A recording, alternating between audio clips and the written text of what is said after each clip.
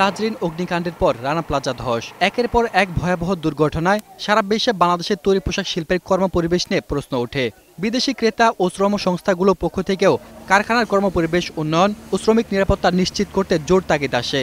এমন পরিস্থিতিতে বাংলাদেশের তৈরি পোশাক কারখানার ভবন ও অগ্নি নিরাপত্তা পরিদর্শনে 5 বছরের জন্য বাংলাদেশে আসে উত্তর আমেরিকার ক্রেতা সংগঠন অ্যালায়েন্স।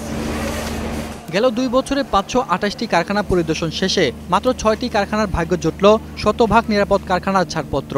প্রথমেই হলো গ্রিন টেক্সটাইল লিমিটেড, তারপরে হলো কুন্তং অ্যাপারেলস লিমিটেড, বন্ডি ইন্ডাস্ট্রিজ, লেনি apparels, optimum fashion and Univogue factory in Chittagong.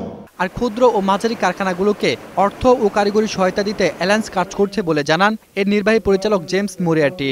There are smaller factories that might not have the funds readily available to address the risks that we have identified. To work together to find out how we can help these factories fix the issues, fix the safety issues. অ্যালায়েন্সের এই ছাড়পত্রকে ইতিবাচক হিসেবে দেখছেন BGM এর সাবেক সভাপতি সালাম মুর্শিদি। আগামী 3 বছরের মধ্যে বাকি কারখানাগুলো এই ছাড়পত্র পাওয়ার সক্ষমতা তৈরি হবে বলে আশা তার। জাস্ট বিগিনিংয়ে যে 6 জনের নাম বলা হয়েছে, এইটার সাথে বাকি যারা আমাদের এই অ্যালায়েন্সের সদস্য আছে দে উইল বি ইন্সপায়ার্ড। আমার ব্যক্তিগত অভিজ্ঞতা থেকে বলছি, আমাদের ওই 3 বছর পর্যন্ত হয়তো আর অপেক্ষা করতে হবে না। তার আগেই সবাই এভরিবডি উইল ডু 100% রেমিডিয়েশনের কাজ, অর্থাৎ স্ট্রাকচারাল, ইলেকট্রিক্যাল অ্যান্ড ফায়ার সেফটিটা শেষ করতে পারে। পরে সচিবালয়ে জেমস মোরিয়ার্টির সঙ্গে সাক্ষাৎ শেষে বাণিজ্যমন্ত্রী বলেন, জিএসপি ফিরে পেতে সব শর্ত পূরণ করা হয়েছে। তিনি অ্যাকর্ড ও অ্যালায়েন্সকে নিয়ম মেনে কাজ করার আহ্বান জানান।